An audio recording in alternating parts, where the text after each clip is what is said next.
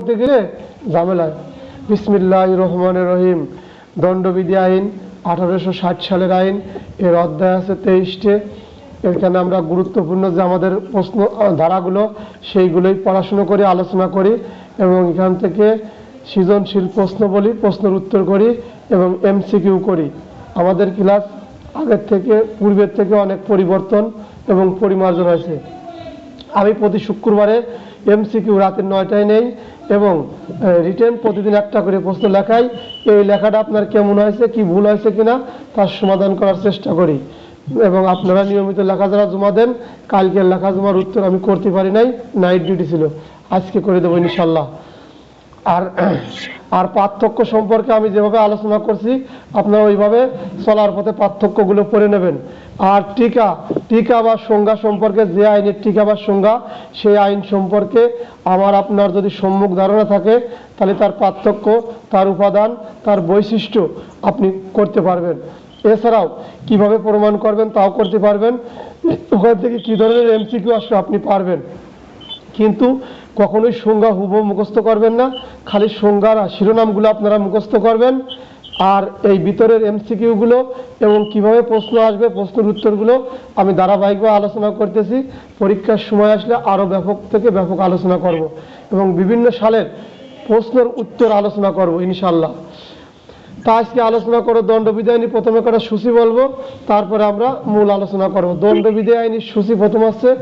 আজকে বলবো অবৈধ বাধা, অবৈধ অবরোধ সম্পর্কিত। এখান থেকে 339 অবৈধ অবরোধ, 339 অবৈধ অবরোধ, 340 ভুল করেছি 339 অবৈধ বাধা, 339 অবৈধ বাধা, 340 অবৈধ অবরোধ। এই দুটি হল সংজ্ঞা। 340 অবৈধ অবরোধ, 341 অবৈধ বাধাদানের শাস্তি, 341 অবৈধ বাধাদানের শাস্তি, 342 অবৈধ অবরোধের শাস্তি, 342 অবৈধ অবরোধের শাস্তি, 343 3 বা ততোধিক দিবসের অবরোধ রাখার শাস্তি, 3 বা ততোধিক দিবস। এখানে মনে রাখবেন কার্য দিবস না, 343-এ কার্য দিবস না, দিবসের কথা বলছে। 3 বা ততোধিক দিবসের জন্য যদি অবরোধ করে রাখে কেউ তাহলে তার শাস্তি 343 দ্বারা। 344 10 বা ততোধিক, 10 বা ততোধিক মানে কিয়ামত পর্যন্ত বোঝায় বা পৃথিবীর সৃষ্টি লগ্নে আইনের পরবর্তী সংশোধন না হওয়া পর্যন্ত 10 বা ততোধিক দিবসের জন্য যদি অবরোধ করে রাখে তাহলে তার শাস্তি 344 দ্বারা। এরপরে পড়ব 349। মাঝখানে অনেক ধারা আছে, এগুলো কেন পড়ি না, আগে পরে কোনো কালে প্রশ্ন আসে নাই, তারই ধারাবাহিকতা আমরা অত আলোচনা করিনি। আমাদের দরকার এএসআই বা এসআই বা এটিএসআই বা এসআই এবি, এ পড়তে সবগুলো ধারা লাগে না।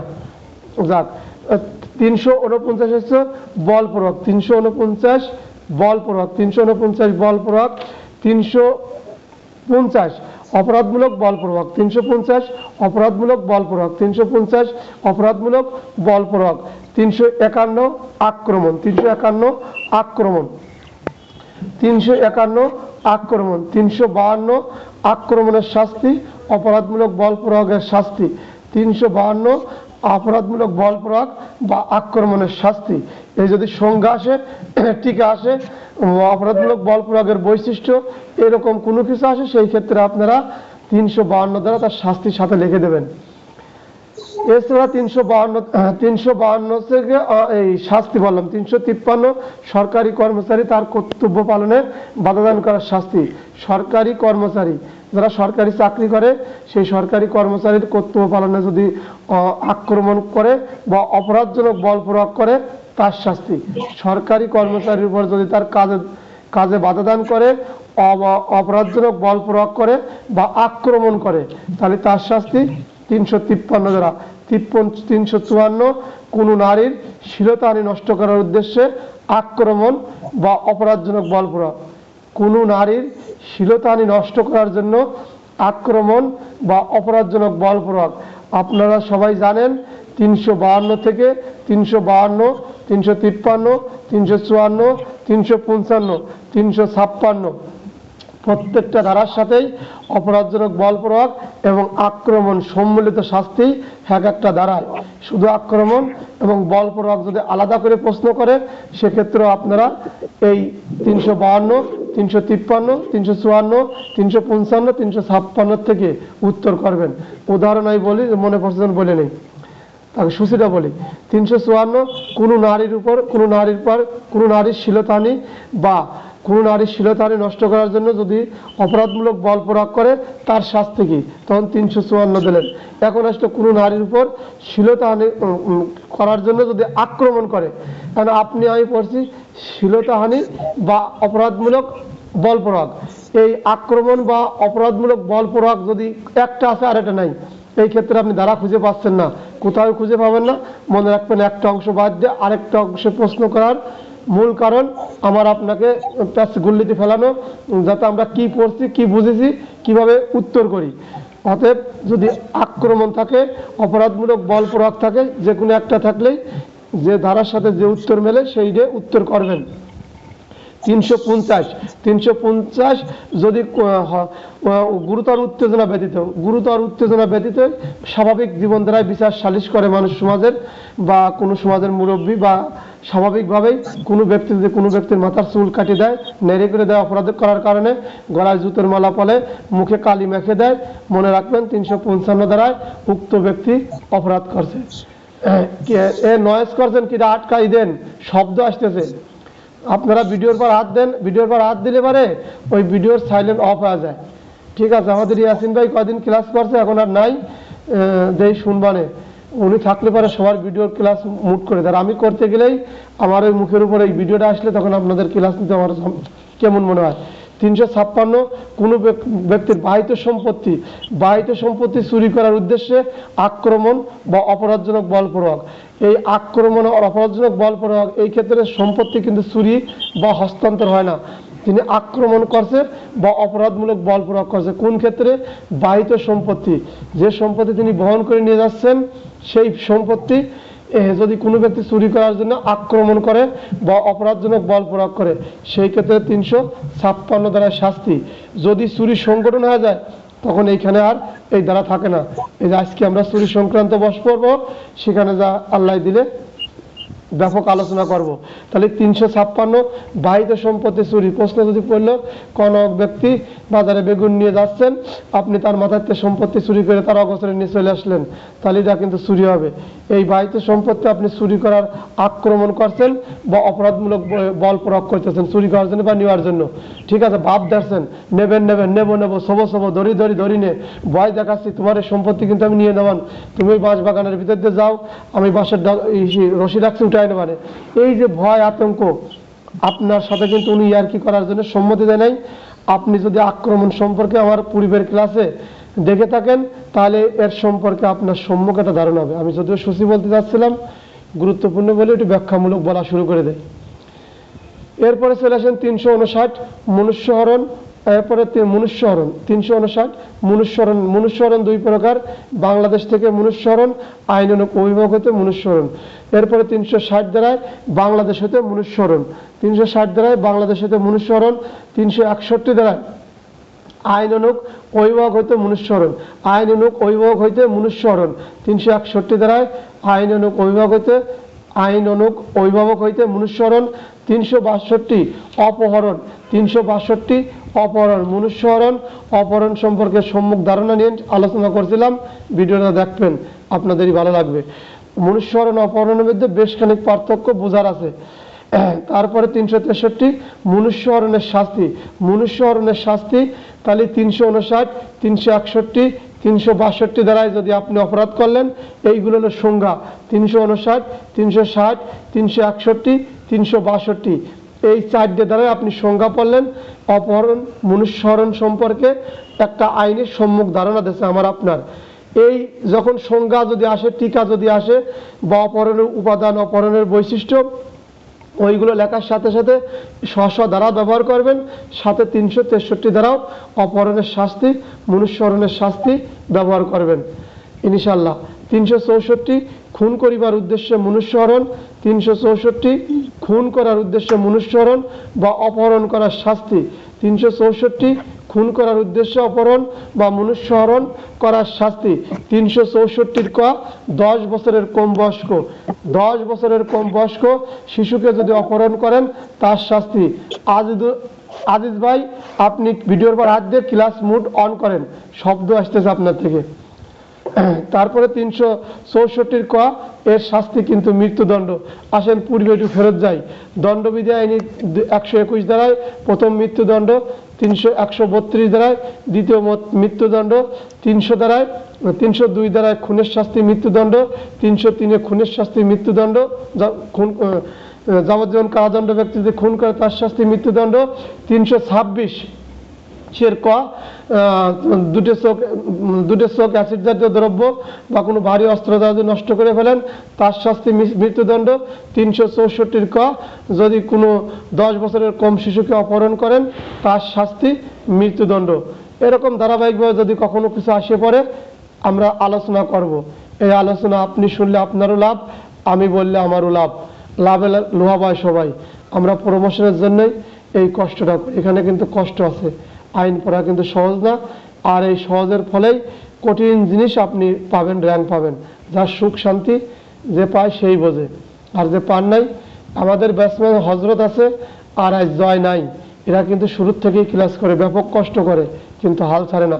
মাঝখানে আমাদের কাদের ওস্তাদ ছিলেন না, ট্রেনিংয়ে গেছিলেন, কাদের ওস্তাদ নিয়মিত, আইব ওস্তাদ নিয়মিত, বাকি 8-9 জন আছেন নিয়মিত থাকবেন। আপনারা যারা নতুন আসছেন আপনাদের প্রতি আপনাদের ওয়েলকাম, এবং আমাদের এই ক্লাসে যোগদান করার জন্য এবং আপনাদের এই পরিশ্রমে একদিন সুফল বয়ে আনুক এই কামনাই করি। এরপরে আমরা পড়ব 369 দেহর আবরণ চুরি করার জন্য 10 বছরের কম বয়স্ক। দেহর আবরণ চুরি করার জন্য কয় বছরের কম বয়স্ক? 10 বছরের কম বয়স্ক শিশুর যদি দেহর আবরণ, যদি নারী হোক অথবা শিশু, শিশু বলতে নারী পুরুষ, যে সন্তানের বয়স 10 বছরের কম ওই সন্তানকে আমি আপনি যদি কোলে করে, উদ্দেশ্যটা কি? উদ্দেশ্য গায়ের যে স্বর্ণরূপ টাকা পয়সা বা যে কোনো জিনিস আছে তা চুরি করব, ওর বা গায়ে ভালো কোনো পোশাক থাকতে পারে সেটা চুরি করবেন। এই 10 বছরের শিশু কিন্তু বোঝে না, আপনি নিয়ে গেলেও কিছু বলবে না, ও আদরে আত্মরা থাকবে, ওর সম্পর্কে কিছু বলতে পারবে না। তাহলে দেহের আবরণ চুরি করা, তাতে তার স্বর্ণ রৌপ্য হতে পারে, তার শরীরের কাপড় হতে পারে, তার জুতা হতে পারে, তার মাথার টিকলি হতে পারে, যে কোনো জিনিস যদি আমি চুরি করি তাহলে তার শাস্তি 369 তার শাস্তি। এখন আমরা পড়ব 373 দ্বারা বেশ্যাবৃত্তির উদ্দেশ্যে। ওইখানে আর কটা সংক্ষেপে সূচিগুলো বলি, এগুলো পড়া লাগবে না। 372 বেশ্যাবৃত্তির উদ্দেশ্যে অপ্রাপ্ত বয়স্কদের বিক্রয় করা। এই যেগুলো অপহরণ, আমি যে অপহরণ সম্পর্কে পড়তেছি এই অপহরণ সম্পর্কে মানব পাচার আইনে ভালো করে আলোচনা আছে, এখান থেকে আসতে পারে, মানব পাচার আইন থেকে আসতে পারে। আমরা মানব পাচার আইন এই আইন শেষেই পড়ব। তাহলে 372 কি বলছে? বেশ্যাবৃত্তির উদ্দেশ্যে অপ্রাপ্ত বয়স্কদের বিক্রয় করার শাস্তি। 373 বেশ্যাবৃত্তির উদ্দেশ্যে অপ্রাপ্ত বয়স্কদের ক্রয় করার শাস্তি। তাহলে দেখেন এখানে আমরা যে ভাষাগুলো ব্যবহার করলাম বহির্ভাষা, এইগুলো কিন্তু আইনি শাস্তির ব্যবস্থা আছে। 374 বেআইনি শ্রমে বাধ্য করা। বেআইনি শ্রমে বাধ্য করা এ সাধারণত যুদ্ধবন্দী, রাজবন্দী, যে সমস্ত সৈনিক আমার দেশে যুদ্ধ করতে আসছে বা অন্য দেশে যুদ্ধ করতে গেছে, ওরে বন্দি করতে আপনি অবৈধ শ্রম করাতে বাধ্য করতে পারেন না। এই বছর অবৈধ শ্রমে বাধ্য করলে তার শাস্তি। এবং 375 ধর্ষণ। 375 কি বলছে? সংজ্ঞা ধর্ষণ। ধর্ষণের 5টা কথা হুবহু মুখস্থ করে ফেলবেন, এই 5টা কথা যেন কমতি না হয়। তা আমি আবার আজকে বলি, 375 দ্বারা যদি কখনো ধর্ষণের সংজ্ঞা আসে, ধর্ষণের সংজ্ঞা আলি 375 ধারার থেকে লাগবেন। এছাড়াও ওই যে বেআইনি সমাবেশে যেমন বলছিলাম, বেআইনি সমাবেশ 4টে আইন থেকে আছে, 3টে আইনে 3 ধরনের ব্যাখ্যা আছে। পুলিশ আইনে আসছে কি, অন্য জায়গা যাই ঘুরে আসি, সমস্যা কি? আমরা যেন আলোচনা করি, টাকার পড়া না যে আপনার আমি সময় পাস করি, এখানে আমরা জানার পড়া পড়ি। তাহলে বেআইনি সমাবেশে যদি লাইসেন্স দেয় পুলিশ আইনি, যদি বেআইনি সমাবেশের সংজ্ঞা আসে দণ্ডবিধানীতে লাগবেন। যদি বেআইনি সমাবেশ ছত্রভঙ্গ করার কথা বলে তাহলে ফৌজদারি কার্যবিধি আইনে যা ছত্রভঙ্গ করবেন। সহকারী আইন হিসাবে পুলিশ প্রবিধান PRB থেকে লাগবেন। ঠিকই এই ধর্ষণের যদি সংজ্ঞা আসে দণ্ডবিধি আইন থেকে লিখবেন। ধর্ষণের সংজ্ঞার সাথে যে শাস্তি ব্যবহার করবেন সেটা 375 নারী ও শিশু নির্যাতন দমন আইনের 9 দ্বারা লিখবেন। 9 ক খ কিন্তু লিখতে যাবেন না, এতটুকু সংজ্ঞার ক্ষেত্রে। আর যদি ধর্ষণের ব্যতিক্রম বা এর ব্যত্যয় ঘটে সেই ক্ষেত্রে আপনি বুঝে শুনে লিখবেন, আমি যখন পড়াই তখন বলবো। তাহলে ধর্ষণের সংজ্ঞা, ধর্ষণের উপাদান, ধর্ষণের বৈশিষ্ট্য, ধর্ষণের প্রমাণের দায়ভার, এগুলো সব কিছুই দণ্ডবিধি আইন 375 থেকে লিখবেন। গত ক্লাসে ব্যাপক আলোচনা করছিলাম। এখন বলি ধর্ষণের যে 5টা কারণ ধর্ষণ হয়। প্রথম কারণ হচ্ছে ইচ্ছার বিরুদ্ধে, প্রথম কারণ নারীর ইচ্ছার বিরুদ্ধে, দ্বিতীয় কারণ নারীর সম্মতি বেঁধে রেখে, দ্বিতীয় কারণ নারীর সম্মতি বেঁধে রেখে, তৃতীয় কারণ তার সম্মতি বা নারীর সম্মতিক্রমে সেই সম্মতি মৃত্যু বা আঘাতের ভয় দেখা গ্রহণ করছেন। নারী সম্মতি দিয়েছে, যে সম্মতিতে নারীর মৃত্যুর ভয় ছিল, মৃত্যুর হাত থেকে বাঁচার জন্য তিনি সম্মতি দিয়েছেন, এবং আঘাতের ভয় ছিল, সে আঘাত থেকে বাঁচার জন্য তিনি তার সাথে এই ধর্ষণের জন্য সম্মতি দিয়েছিল। নাম্বার 4 সম্মতি তার সম্মতিক্রমে। এইবারে নাম্বার 4 বলছে নারীর সম্মতিক্রমে। এই সম্মতি নারী জানে যে আপনি তার স্বামী, কিন্তু আপনি জানি ওই স্ত্রী লোকটা আমাদের স্ত্রী না, আইন বহির্ভূত কাজ, আপনি জানেন আইনিভাবে সেই নারী আমার স্ত্রী না।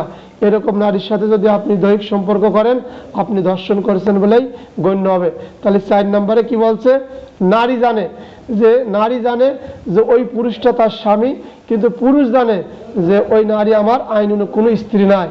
এরকম যদি স্বামী স্ত্রী মিলন করে তাদের শাস্তি হবে ধর্ষণ, তাদের অপরাধ হবে ধর্ষণ। পঞ্চম হচ্ছে যার সাথে আপনি দৈহিক সম্মতি সহকারে অথবা সম্মতি বেঁধে রেখেই দৈহিক সম্পর্ক করলেন বা অনুপ্রবেশ ঘটালেন, তার বয়স যদি 14 বছরের কম হয় তার শাস্তি। সংক্ষেপ আসছে যে নারীর বয়স 14 বছরের কম, তার সম্মতি সহ বা সম্মতি বেঁধে রেখে দৈহিক সম্পর্ক করলে তারে কি বলা হয়, ধর্ষণ বলা হয়। মনে রাখবেন অনুপ্রবেশ, প্রবেশ বা এরকম না হলে ধর্ষণ হয় না। যদি নারীর সাথে বদ্ধ করে আটকে থাকেন, বাসর করে আটকে থাকেন বা জোর করে আটকে দেয়, সম্মতি সহকারে দুইজনে এক বেডে থাকেন, এক খাটে ঘুমান, কোনো অপরাধ হবে না। যদি ধর্ষণ হবে না, অপরাধ মানে অপরাধ হতে পারে কিন্তু ধর্ষণ হবে না, কারণ অনুপ্রবেশ যদি না ঘটে, প্রবেশ না হয় বা মিলন না হয়, মিলন যত সময় না হবে তত সময় ধর্ষণ বলে গণ্য হবে না। এরপরে 376 হলো ধর্ষণের শাস্তি। 376 ধর্ষণের শাস্তি। এরপর আসেন 377 অস্বাভাবিক অপরাধ। অস্বাভাবিক অপরাধ হচ্ছে নারী পুরুষ বা কোনো জীবজন্তুর সাথে, নারীর সাথে, পুরুষের সাথে সমকামী বলা হয়, বা জীবজন্তুর সাথে যা প্রাকৃতিক নিয়মের বাইরে মিলন করা হয় বা অনুপ্রবেশ সেখানে হোক আর না হোক, মিলন করে যা অপ্রীতিকর কাজ করা হয় এটাকে অস্বাভাবিক অপরাধ বলে। এটা দামি দ্বারা পড়বেন। বিসমিল্লাহির রহমানির রহিম, আস্তাগফিরুল্লাহ। গুরুত্বপূর্ণ আরেকটা অধ্যায় প্রবেশ করব। আল্লাহ যেন আপনাদের সাথে আমার এই আলোচনা করার তৌফিক দান করে। আমরা 16 নম্বর অধ্যায়, গুরুত্বপূর্ণ অধ্যায় শেষ করলাম। দণ্ডবিধি আইনের 5টা অধ্যায় গুরুত্বপূর্ণ, তার ভিতর 3টে শেষ করছি। চতুর্থ অধ্যায়, পঞ্চম অধ্যায়, এদিক 16 পড়লাম, 17 অধ্যায়, এবং মাঝখানে বেআইনি সমাবেশের যে অধ্যায়টা ছিল, অধ্যায়টা আমার জানা নাই, ওই অধ্যায়। এই 5টা অধ্যায় অত্যন্ত গুরুত্বপূর্ণ। অধ্যায় আছে কয়টা? 23টে। এর মধ্যে 5টা পর্ব। তাহলে আমাদের কত মেধা দেখেন। এরপরেও কই বই পড়া কঠিন, এরপরেও আবার অনেক দ্বারা আমরা ছাড়িয়ে দেই। এই যারা জানে না, যারা মোটা বই দিয়ে ভয় পায়, তারাই হারিয়ে যায়। আপনি আসেন, এই উস্তাদ ধরেন, গুরু ধরেন, আমার ধরেন বা যে কোনো স্যারের ধরেন, আপনি ধরলেই পাশ করতে পারবেন এবং আপনি পড়া পারবেন, এ আমার বিশ্বাস। আমি যখন পারছি আপনিও পারবেন ইনশাল্লাহ। শুধু ধৈর্য ধরে লাগিয়ে থাকবেন। পৃথিবীতে আজ পর্যন্ত লাগিয়ে রয়েছে, ধৈর্যের সাথে চেষ্টা করছে, পরিশ্রম করছে, তার ফল বিফলে গেছে, এমন নজির নাই, এমন নজির কখনোই নাই। এখন আসে অধ্যায় 17, দণ্ডবিধি আইন 1860 সালের 45 নম্বর অধ্যায়ের 17 নম্বর অধ্যায়, সম্পত্তি সম্পর্কিত অপরাধ সম্পর্কিত। সম্পত্তি সম্পর্কিত অপরাধ সম্পর্কিত। এই দ্বারা 387 থেকে 462 খ দ্বারায় শেষ হয়েছে। এই 17 নম্বর অধ্যায় 387 থেকে 462 খ। গুরুত্বপূর্ণ কথা এই অধ্যায়ের মধ্যে পাবেন, যা আমার আপনার জীবনের নিত্য সঙ্গী। চলার পথে আইনের ধারায় আছে। পড়লে ভালো লাগবেন, মুখস্থ করবেন সূচি, আর আমার এই বলার ভিতরে আপনি পাওয়া যাবেন। এখন আসেন নতুন পড়ার আলোচনায়। এই চুরি কাকে বলে, চুরির উপাদানগুলো কি, চুরি কেনই বা মানুষ করে, এরকম প্রশ্ন যদি আসে এই বই খুঁজে খুঁজে হয়রান আজান পাবেন না। চুরি কেন মানুষ করে, এটা কি বইয়ের ভিতরে লেখা আছে? এই যে নিজে আবার আপনার আইকিউ দিয়ে লিখবেন চুরি কেন করে, এরকম আসতে পারে। চুরি করার উপাদানগুলো কি কি এটা আছে, চুরির বৈশিষ্ট্য কি কি এটা আছে। চুরি যে করছে রিজাউল করিম, দারোগা হজরত ধরে নিয়ে গেছে, হজরত প্রমাণ করেন রিজাউল কিভাবে চুরি করছিল, প্রমাণের দায়ভার। এই কথাটা আমি বারবারই বলি, প্রত্যেক ধারাতেই বলবো, আপনি খালি খেয়াল রাখবেন। প্রথম কথাটা বলি কি, অপরাধ সংগঠিত হয়েছিল। দ্বিতীয় কথাটা কি বলি, এই অপরাধ তিনি ইচ্ছাকৃত বা স্বেচ্ছাকৃত করছিলেন। তাহলে প্রথমে ওইটা মারবেন, মাঝখানে যে আইনের থেকে এই প্রমাণের কথাটা আসবে, তিনটে কথা আপনি অবশ্যই লিখবেন, আর লাস্টে লিখবেন অপরাধটা তিনি স্বেচ্ছাকৃতই করছিলেন। এরপরেও যদি আপনি করেন যে পড়া সহজ না হচ্ছে না, পড়া যদি আপনার আমি মনে করি আপনি যদি আমার কথা বুঝতে পারেন, আমার এই ক্লাসগুলো বারবার শোনেন, রেকর্ডিংগুলো দেখেন, আপনার জন্য সহজ হয়ে যাবে। আমি সহজ থেকে সহজ করার জন্য আমার কাছে অনেকবার ফোন করে অনেকেই, আপনিও করবেন। এই ফোনের দরজা খোলা, এই লোকটার ফোনটা কাটিয়ে দেওয়ার পরে ফোন ব্যাক করে নি, জানে আমি ক্লাস নেই, যা কোনার ওটা ভুল ধারণা, আস্তাগফিরুল্লাহ। এখন চুরি কাকে বলে, চুরির উপাদানগুলো কি কি, পাঁচটা কথা সংক্ষেপে কব, মুখস্থ করে নেবেন। এই দেখেন 3 লাইন, 378 দ্বারা 3টে লাইন আছে। 3টে লাইনের ভিতর চুরির উপাদানগুলো কি কি, চুরির বৈশিষ্ট্যগুলো কি কি, চুরি কি কি করলে চুরি হয়, এইরকম প্রশ্ন আসলে এই 3 লাইনের ভিতর আছে। 3 লাইন আপনার লেখা লাগবে না ভাই, 3 লাইন লেখা লাগবে না, 5টা কথা লাগবেন, 2 লাইনের কম লাগবে, মানে 1.5 লাইন লাগবে। 1.5 লাইনের কথা দিয়ে আমরা 4-5টা প্রশ্নের উত্তর করতে পারবো। এই জন্য পার্থক্য বলার সময় আমি আপনাদের বিভিন্ন ধারার থেকে বলি, যাতে আপনারা বুঝে শুনে উত্তর করতে পারেন এবং সহজ হয়। আমি সহজ করার জন্যই আপনাদের সাথে আমার এই আয়োজন। এখন বলেন চুরির উপাদানগুলো কি কি বা চুরির বৈশিষ্ট্যগুলো কি কি, খেয়াল করেন। অন্য কোনো ব্যক্তির দখল হতে হবে। যে সম্পত্তিটা চুরি করব, চুরি সাধারণত অস্থাবর সম্পত্তি হয়, স্থাবর সম্পত্তি চুরি করা যায় না। স্থাবর সম্পত্তি চুরি করা যায় না, এটা অস্থাবর হতে হবে। যদি গাছ দণ্ডায়মান থাকে তাহলে সেই গাছ চুরি করা যায় না। গাছ যখন কেটে ফেলা দেবে, যখন ওটা অস্থাবর সম্পত্তি হবে তখন চুরি করা যায়। বিল্ডিং ঘর কখনো চুরি করা যায় না, যদি ভূমির থেকে সরা এক স্থান থেকে অন্য স্থানে নেওয়া যায় সেইটা চুরি করা যায়। বেশি পেঁয়াজ, বেশি গভীরে যাব না, কারণ আমরা এসআই নিরস্ত হব। এখন দেখেন নোয়াখালী প্রশ্ন আছে কিরকম, ছোট্ট একটা ঘর আছে, সেই ঘর দিয়ে প্রশ্ন আসলে কর নামক ব্যক্তির ছোট্ট ঘর, যা বহন করার জন্য সহজ বা ধাক্কালি এক স্থান থেকে অন্য স্থানে হস্তান্তর হয়, সেই ঘর অমক চুরি করে নিয়ে এগুলো তারা অকসরে আইনের আলোতে ব্যাখ্যা করেন। যদি প্রশ্নের আগে বলছে ছোট ঘর বা ঘর হস্তান্তর করা যায়, এক স্থান থেকে অন্য স্থানে নেওয়া যায়, সেই ক্ষেত্রে আপনি ওইখানে চুরির শাস্তি পালবেন এবং ওই বস্তুটা চুরির যোগ্য। আর কিছু ঘর আছে যা হস্তান্তর করা যায় না, প্রশ্নের প্যাটার্ন বুঝে। এবং চাল কুমড়ো, মিষ্টি কুমড়ো, আমি অ্যাডভোকেটের কাছে পড়ছি তো, এমন এমন কিছু কথা বলে যা শুনলে পারে গাছের সাথে চাল কুমড়ার সাথে চাল কুমড়া, মিষ্টি কুমড়া লাগিয়ে রয়েছে। এখন এই মিষ্টি কুমড়া তো স্থাবর সম্পত্তি, ভূমির সাথে যুক্ত, এখন সরাই দিল, কাটিয়ে দিল, ওই কথা বলে আমার বেরেনে ধরতো না। উনি অনেক পেশা ভিতর থেকে ভিতরে নিয়ে যায়। তা আমি বলতাম যে স্যার এত দূর যাওয়া লাগে না আমাদের, তা আমি আপনাদের অত দূর নেবো না, পেশা পেশির ভিতরে যাবো না। তাহলে হলো কি, মনে রাখবেন সম্পত্তি চুরি হয় কোনটা, অস্থাবর সম্পত্তি চুরি হয়, স্থাবর সম্পত্তি চুরি করা যায় না। এই অস্থাবর সম্পত্তি কয়ভাবে চুরি করা যায়, 5 ভাবে চুরি হয়। চুরির উপাদান কয় প্রকার, 5 প্রকার। চুরির বৈশিষ্ট্য কয়টা, 5টা। আসেন কি বলতে, প্রথম হচ্ছে যে সম্পত্তি আপনি চুরি করবেন সেই সম্পত্তির কোনো একটা মালিকের দখলে থাকতে হবে, কোনো একটা মালিকের দখলে থাকতে হবে, অন্য কোনো ব্যক্তির দখলে থাকতে হবে। আমি যদি হজরতের সম্পত্তি চুরি করি, হজরতের দখলে হজরতের ওই সম্পত্তি থাকা লাগবে। তাহলে কি করতে হবে, প্রথম শর্ত কোনো ব্যক্তির দখলে হইতে হবে, তারপরে এই সম্পত্তিটা অস্থাবর হতে হবে। হজরতের যে সম্পত্তি আমি চুরি করব ওই সম্পত্তিটা অস্থাবর হতে হবে। নাম্বার 2, ওই সম্পত্তিটা অস্থাবর হতে হবে। এরপরে কি, সম্মতি বেঁধে রেখে, আমি হজরতের সম্মতি সহকারে ওই সম্পত্তি সরাবো না, সম্মতি বেঁধে রেখে, সম্মতি নেব না ওই অস্থাবর সম্পত্তিটা নেওয়ার জন্য। এটা অসৎভাবে গ্রহণ করতে হবে। আমার উদ্দেশ্য অসৎ, আমার উদ্দেশ্য গিল্টি মাইন্ড, আমার উদ্দেশ্য অসৎ, অসৎভাবে আমি গ্রহণ করব, হজরতের ওই সম্পত্তি আমি অসৎভাবে গ্রহণ করব এবং সম্পত্তিটা হস্তান্তর করতে হবে হজরতের নিকট থেকে আমার নিকটে, বা হজরতের যে স্থান ছিল সেই স্থান থেকে সরায় নিয়ে আসতে হবে। আমি আপনাদের কাছে এক নাগারে বললাম, আবার বলি, দামি প্রশ্ন, দামি ধারা, এখান থেকে প্রশ্ন আসে।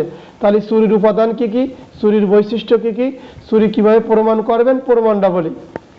রিজাউল চুরি করছে, আমার নাম যেই বলি, আমার ব্যাটসম্যান হজরত আমাকে ধরে নিয়ে গেছে, হজরতের প্রশ্ন করলে কিভাবে রিজাউল চুরি করলে প্রমাণ করেন, তখন হজরত বলবে স্যার, ডিসি স্যার জিজ্ঞাসা করছে, পুলিশ সুপার স্যার জিজ্ঞাসা করতেই পারে, ওসিও জিজ্ঞাসা করতে পারে, হজরত আপনি বলেন রিজাউল কিভাবে চুরি করলে বলেন, বুঝে দেন।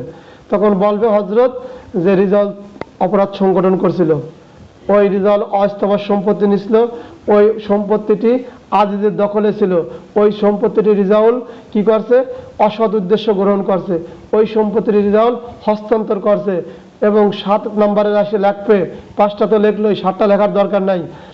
রাখবে কি, রিজাউল এই কাজটা ইচ্ছাকৃতই করছে, রিজাউল এই অপরাধটা ইচ্ছাকৃত বলছে, এইগুলোই প্রমাণ করবেন আপনি। তাহলে প্রমাণটা পাওয়া গেল, উপাদান পাওয়া যায়, বৈশিষ্ট্য পাওয়া যায়। চুরির সংজ্ঞাটা কি, চুরির সংজ্ঞা লিখবেন, যদি কোনো ব্যক্তি অপর কোনো ব্যক্তির দখলে থাকা সম্পত্তি, অস্থাবর সম্পত্তি তার সম্মতি ব্যতিরেকে অসাবধানভাবে গ্রহণ করে হস্তান্তর করে, তিনি চুরি করেছেন বলেই গণ্য হবে। এই সংজ্ঞা টঙ্গা বলতে আমার কাছে এটা কেমন লাগে, কারণ সংজ্ঞার ভিতর থেকে যদি আপনি আরো ভিতরে জানেন তাহলে সংজ্ঞা লেখা সহজ। আমি যে 5টা কথাই বললাম, তখন আপনি 2টি কথা লে, আর ওই যে লেখবেন দণ্ডবিধি আইন 1871 সালের এত নম্বর আইন, এই যে কতগুলো কথা লেখবেন, তখন লেখার সৌন্দর্যের সংজ্ঞায় অনেক বৃদ্ধি পাবে। যারা খাতা জমা দিচ্ছেন তারা এই কথাটার অর্থ বুঝছেন যে আসলে আমি রেজাল্ট কি বলছি। যাক, এখন আসেন চুরি মানুষ কেন করে, একটা প্রশ্ন দিয়েই বসলো, চুরি কেন করে। এখন চুরি কেন করে আসলে আপনি আমি কলম কামড়াবেন না, তখন ওই কথাগুলো লিখবেন না, 5টা পদার লিখবেন না। স্যাররা চায় আমাদের মেধা, আমরা কিভাবে পড়ছি, কিভাবে এই চুরি সম্পর্কে ধারণা নিছি, তখন লিখবেন চুরি কে কেন করে। প্রশ্ন আসলে চুরি কেন করে, চুরির সংজ্ঞা, চুরি কেন করে, তখন আপনি জানেন চুরির সংজ্ঞা পালেন, আর ওই উপাদানগুলো লিখে আসলেন। আমাদের প্রশ্ন কিন্তু এখন সৃজনশীল কাজে আসে, সৃজনশীল কাজে উত্তর দেবেন চুরি কেন করে, অর্থনৈতিক অভাবের কারণে করে। একটা ধরুন কারণ, অর্থনৈতিক অভাবের কারণে মানুষ চুরি করে। মনস্তান্ত্রিক কারণ, মনস্তান্ত্রিক মানসিকভাবে সে যদি ভেঙে পড়ে, আয়ের উৎস নয়, বিভিন্ন মনস্তান্ত্রিকভাবে অনেক সময় মানুষ ক্ষতিগ্রস্ত হয়, পারিবারিক, সামাজিক, অর্থনৈতিক প্রমোশন, শেয়ার বাজারে ধস, তো এই মনস্তান্ত্রিক যদি কোনো কারণে তিনি অশান্তি বোধ করেন, সেই কারণে তিনি চুরি করতে পারেন। সামাজিক এবং পারিবারিক 3 নম্বর কি বলছে, সামাজিক এবং পরিবেশগত প্রভাব। সামাজিক এবং পরিবেশগত, দেখবেন বস্তি এলাকায় বা বিভিন্ন দুর্বল, অর্থনৈতিক দুর্বল এলাকায়, সেখানে চুরি চামারি ছিনতাই তাদের নিত্য সঙ্গী, বুঝে করুক আর না বুঝে করুক, করে ফেলা যায়। ঠিক আছে, সামাজিক এবং পারিপার্শ্বিক প্রভাব, ওখানে সামাজিক এবং পারিপার্শ্বিক প্রভাব। আজকে রিজাল্ট করছে, কালকে রিজাল্টের ভাই করে, কালকে রিজাল্টের চাচা করে, এখন দেখা গেল আমার ছেলেও পরের দিন করি হয়েছে, পাশের ভাষায় করিম করে, আজিজ করে, হজরতও করে, হজরতের ছেলে মেয়েও করে, 5-7 বার করে জেল জরিমানা কাটে, এতে কোনো কিছু আমরা মনেই করি না। তাহলে কি বলছে, সামাজিক এবং পরিবেশগত প্রভাবের কারণে এগুলো হয়। তারপরে মাদকের আসক্তি, যদি আমি আপনি মাদকের আসক্তি গ্রহণ করি, মাদক খাই, মাদকের নেশায় অভ্যস্ত হয়ে যাই, তখন টাকা নাই, তখন আমি যে কোনো জিনিস যে কোনো সময় চুরি করতেও দ্বিধাবোধ করি নেই, কারণ চুরি করে ওই মাদকটা সংগ্রহ করতে হবে। ওর কাছে ওই মাদকের 1 পুরীর দাম হলেই যথেষ্ট, ও স্বর্ণ নিল, রৌপ্য নিল, এটা দেখে না। তাহলে মাদকের আসক্ত যে ব্যক্তি আসে সে চুরি করে বসে কিন্তু। তারপরে 5 নম্বর আসছে কি, আইনি শাসন এবং নৈতিক অবক্ষয়। নৈতিক অবক্ষয়, আইনি শাসন যদি কম থাকে এবং নৈতিকতার অবক্ষয় হয়, সেই ক্ষেত্রে মানুষ চুরি করে। 6 নম্বর কি বলবেন, চুরির পিছনে সবসময় খারাপ উদ্দেশ্য থাকে না। এই যে আমরা চুরি করলাম, চুরি একজন লোক করে, এই চুরির উদ্দেশ্যে, চুরির পিছনে সবসময় খারাপ উদ্দেশ্য থাকে না, কখনো পরিস্থিতি, কখনো মানসিকতা, কখনো পরিস্থিতির কারণে হয়, কখনো মানসিকতার কারণে চুরি সংগঠিত হয়। তাহলে চুরি দেখবেন, চুরি যদি আসে, কি কারণে চুরি হয়, কি কারণে ডাকাতি হয়, কি কারণে ধর্ষণ হয়, কি কারণে বেআইনি সমাবেশ হয়, কি কারণে মারামারি হয়, এই রকম যদি কখনো প্রশ্ন আসে, কি কারণে অপহরণ হয়, তখন আপনারা নিজের ব্রেন থেকে লিখতে পারবেন, কারণ আপনাদের আইন পড়া, আইনের গভীর থেকে গভীর সম্পর্কে আপনাদের আলোচনা করছি, এবং ওখান থেকে এমসিকিউ, এই প্রশ্নগুলো আসলে আপনি নিরাশ হওয়ার কিছু নাই। যাক, এরপরে 387 ধারায় তাহলে চুরির উপাদান আবারও বলি। চুরির উপাদান হলো 5টা। মালিকের, কোনো এক মালিকের দখলে থাকতে হবে, সম্পত্তিটা অস্থাবর সম্পত্তি হতে হবে, সম্মতি ব্যতিরেকে হতে হবে, অসাধুভাবে গ্রহণ করতে হবে, অস্থাবর সম্পত্তি হতে হবে। এই 5টা হলেই চুরির সংগঠন হয়। আর এই 5ভাবেই চুরি করে। চুরির উপাদান, চুরির বৈশিষ্ট্য, চুরির পরিমাণ ব্যাপকভাবে আলোচনা করলাম। এরপরে যদি না বোঝেন ফোন করবেন, ইনশাল্লাহ আপনাদের জন্য আমার দরজা, আমার ফোন সবসময় খোলা।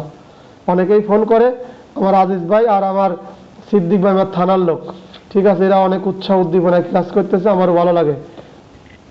এরপরে আসেন চুরির শাস্তি। এই চুরির সংজ্ঞা যদি দেন, তখন চুরির শাস্তি লিখবেন 379, চুরির শাস্তি। স্বাভাবিকভাবেই চুরির সংজ্ঞা, চুরির উপাদান, চুরির বৈশিষ্ট্যের সাথে চুরির শাস্তি দিয়ে দেবেন। এবং এখানে বোঝার কিছু নাই।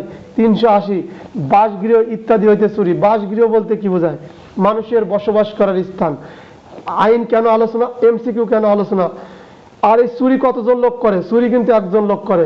চুরি করার জন্য নির্দিষ্ট সংখ্যা, সর্বনিম্ন একজন, সর্বোচ্চ যতগুলো হতে পারে 10, 15, 20, 18, 13, 14, যে কোনো সংখ্যা হতে পারে। ওইটা কিন্তু দস্যুতা ডাকাতির ভিতর পড়বে না। চুরির সদস্য 1 থেকে শুরু করে যত মনে চায় ততই হতে পারে, সর্বনিম্ন একজন। এখন বাসগৃহ হইতে 380 ধারায় বাসগৃহ ইত্যাদি চুরি, মানে বাসগৃহ থেকে যদি চুরি হয়, মানুষের বসবাস, মানুষের বসবাস করার স্থান, 3টে স্থানে মানুষ বসবাস করে। আর এই পৃথিবীতে মানুষ বাসে থাকে 3টে অবস্থান নিয়ে। তার 1 নাম্বার, মানুষ, আমি আপনি যে বেঁচে থাকি, আমাদের 3টে স্থানে অবস্থান করা লাগে। এর একটা যদি ব্যত্যয় ঘটে, আমি আপনি বাঁচবো না, মারা যাব। 3টে কেমন? আমি সারাদিন দাঁড়া থাকতে পারবো না, আমি সারাদিন বসে থাকতে পারবো না, আমি সারাদিন শুয়ে থাকতে পারবো না। একটা মানুষ সুস্থ এবং জীবিত থাকতে পারে, তাকে শুয়ে থাকা লাগবে, তাকে কিছু সময় বসতে হবে, তাকে কিছু সময় হাঁটাচলা করতে হবে। এই 3 স্তরে মানুষ বাঁচে। এর একটা যদি আপনি কাটিয়ে দেন, সারা জীবন শুয়ে থাকতে পারেন, আপনি মারা যাবেন। সারা জীবন বসে থাকতে আপনি বাঁচবেন না, মারা যাবেন। সারা জীবন হাঁটতে করে বাঁচবেন না, মারা যাবেন। তাহলে মানুষ 3 স্তর থাকে, যেমন শুয়ে থাকে, বসে থাকে, হাঁটাচলা করে। ঠিকই মানুষের বাসগৃহ 3 ধরনের থাকে। যেমন অট্টালিকা থাকে, অট্টালিকা মানে ঘর বাড়ি বোঝায়, অট্টালিকা মানে ঘর বাড়ি বোঝায়। এছাড়াও মানুষ তাঁবুতে থাকে। এই যে আমরা পুলিশের চাকরি করি, সেনা, আর্মি, পুলিশ, নৌ, বিডিআর এবং বিভিন্ন আমাদের যা যাবার আছে, বস্তি, যে বেদের সম্প্রদায়, দেখবেন ওরা তাঁবুতে থাকে। ওরা কোথায় থাকে? তাঁবুতে থাকে। তাহলে মানুষ অট্টালিকা মানে ঘর বাড়ি। ঘর বাড়ি আপনার সোনের ঘর হোক আর গোলপাতার ঘর হোক, ওইটা টিনের ঘর হোক, আর এই যে দোতলা ছাপড়া হোক, ওইটা হলো অট্টালিকা বা ঘর বাড়ির ভিতর পড়ে। আর তাঁবু কাকে বলে? যেখানে কাপড় চোপড় দিয়ে, পলিথিন দিয়ে, প্লাস্টিক জাতীয় জিনিস বা এই জাতীয় জিনিস দিয়ে তাঁবু করা হয়, সেই তাঁবু। আর জাহাজ, সাগর পথে জাহাজে যে মানুষ বসবাস করে, এই 3 স্থানে যে বসবাস করে, এই স্থানে যদি আপনি চুরি করেন, তার শাস্তি 380 ধারা। তার শাস্তি 380 ধারা। তাহলে মানুষের বসবাসের স্থানে কয় প্রকার পাচ্ছেন? 3 প্রকার। ঘর বাড়ি বা অট্টালিকা বা দালান 1 প্রকারে দেবেন, তাঁবু দেবেন এবং জাহাজ দেবেন। এবং এই কথাটা আমরা ফৌজদারি কার্যবিধি আইনের 47 ধারায় পড়ছিলাম। যখন কোনো স্থানে আপনি তল্লাশি, আসামি গ্রেপ্তার করতে যাবেন বা তল্লাশির ক্ষেত্রে, তাহলে কোথায় কোনো ঘরে যদি প্রবেশ করে, কোনো তাঁবুতে প্রবেশ করে, মানুষের জাহাজে প্রবেশ করে, সেই ক্ষেত্রে আপনি যখন তল্লাশি করতে যাবেন, ওই দখলদার ব্যক্তির অনুমতি চাওয়া লাগে। ওই দখলদার ব্যক্তির, দেখুন ওইখানে এই কথাগুলো লেখা আছে। এই যে আপনার তল্লাশি সম্পর্কে ধারণা দিলাম, আবার ফিরে গেলাম, ঠিক আছে?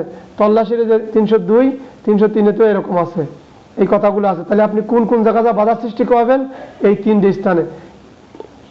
এরপর আসেন 381 ধারা। 380 ধারার পড়া শেষ। 381 ধারা কি বলছে? কিরানি বা চাকর কর্তৃক মনিবের অধিকারভুক্ত সম্পত্তি চুরি। কিরানি বা চাকরের কর্তৃক মনিবের অধিকারের সম্পত্তি চুরি। এই 381 ধারা পড়ার পূর্বে দণ্ডবিধি আইনের কোন সংজ্ঞাটা পড়ছিলাম? এই কিরানি, চাকর বা স্ত্রীর দখলভুক্ত সম্পত্তি মালিকের দখলে আছে বলেই গণ্য হবে। কেউ বলতে পারবেন এরকম ধারাটা পড়ছিলাম? সংজ্ঞা 30-এর নিচে, 30 এবং 20-এর মাঝামাঝি আছে। কেউ বলতে পারলে বলেন।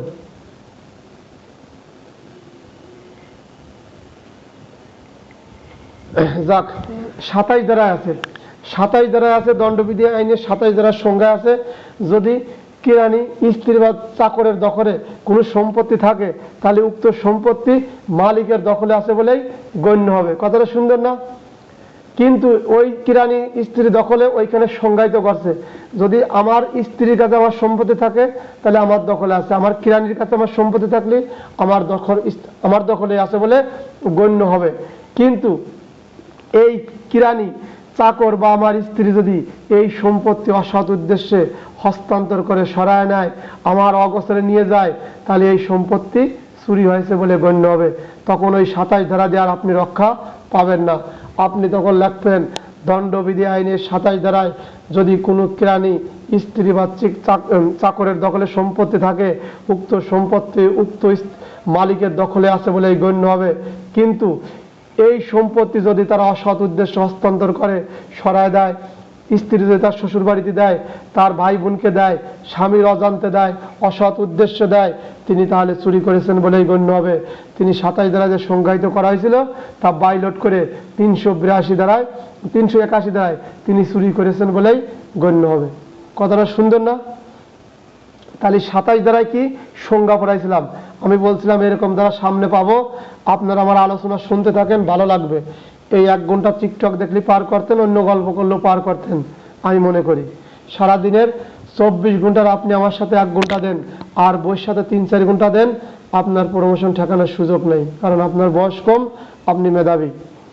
তাহলে 381 ধারা কেরানি চাকর বা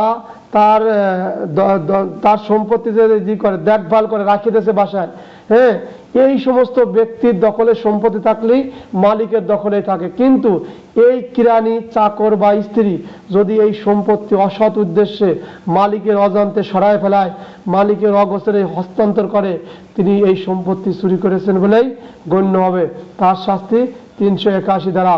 তাহলে বাসগৃহের শাস্তি 380, আর যদি কেরানি চাকর করে তাহলে বলছে 380 হলো বাসগৃহে তাবু জাহাজের যদি চুরি করে তার শাস্তি 381, কেরানি চাকর বা স্ত্রী যদি চুরি করে তার শাস্তি 381। 382 কি বলছে জানেন? আস্তাগফিরুল্লাহ, টাইম বেলা নিয়ে ফেলাইছি, তারপরে 382 দিয়ে শেষ করবে ইনশাআল্লাহ, আল্লাহ যেন তৌফিক দান করে। 382 খেয়াল করেন, বইয়ের পড়াবাদ 382 দ্বারা এই যে আমরা চুরি করতে গেছি, চুরি করার যাওয়ার পূর্বে খেয়াল করেন, চুরি করার পূর্বেই আমরা প্রস্তুতি নিছি, চুরি করবার যাব, আজিজের বাসায় যদি ধরা পড়ে যায়, আজি যদি একটা বসান দিয়ে আসবো, একটা পিস্তল কাছে নিলাম, অথবা হাতে সরিষার তেলি বা এটাই নিলাম, ওই লাঠি নিয়ে গেলাম, আজিজ কথা কলেই মাথা ভাষাটা দেবো মারে, ঠিক আছে? অথবা আমি 2 জন লোক ফিট করলাম, আজিজের চুরি করবো সম্পত্তি, যদি ধরা পড়ে যায় তোরা চলে আসিস, আজিজের ঠেসি ধরিস না, ঠিক আছে? এই যে আপনি পূর্ব প্রস্তুতি নিলেন মারার জন্য, আটকানোর জন্য, আঘাত করার জন্য, এই ধরনের যখন উদ্যোগ নিয়ে আপনি চুরি করতে গেছেন, তখন আপনার শাস্তি 382। আমি আর একটা কথা বলি, আমি যে ধারাগুলো আলোচনা করি, আপনারা যে আমার ইউটিউব দেখেন, যে ধারার ইউটিউব ক্লাসটা দেখবেন, ঠিক ওই ধারার রিডিং পড়বেন, এবং ওই ধারার যে উদাহরণ আছে, ব্যাখ্যা আছে, আপনি পড়বেন নির্ভূতে নির্জমে, তখন রিডিং পড়বেন আমার ক্লাস শোনার পরে, তারপরে পড়বেন, দেখবেন আপনি সহজ থেকে আপনার কাছে সহজ হয়ে যাবে। আপনি পড়াশোনা করার সময় এই যে পেন্সিল কিনবেন, কাটার কিনবেন, রাবার কিনবেন, এগুলো কিন্তু আমার আছে, এগুলো আমার ছেলের না, এবং লাল কলমটাও আছে, লাল কলমটা খুব লাল কলম কিনবেন, এগুলো থাকা কিন্তু আমার আপনার জন্য ভালো, লাখটা দাম না। ওই যে কোনটা পেন্সিল, বইতে কখনো পেন্সিল ছাড়া লাল কালিতে দাগাবেন না, কালো কালিতে দাগাবেন না। এই তুমি খালি গায়িকা ভিডিও না, তারপরে ওইবার ঠিক আছে, ওই ভিডিও মুড অন করা লাগবে না। তারপরে হচ্ছে কি বলতেছিলাম, তাহলে চুরি করার পূর্বে, চুরি করার উদ্দেশ্যে বা চুরি যখন আপনি সংগঠন করতেছিলেন, তখন আপনার হাতে দা, কাঁচি, লাঠি, বটি, এই চুরির হাত থেকে বাঁচানোর জন্য, মালিককে প্রতিহত করার জন্য আপনি যদি কোনো বস্তু, দ্রব্য, কোনো ধারালো কিছু নিয়ে যান, অথবা কোনো লোক ফিট করে রাখেন, সেক্ষেত্রে আপনি চুরি করলেন, আপনার শাস্তি 382 দ্বারা।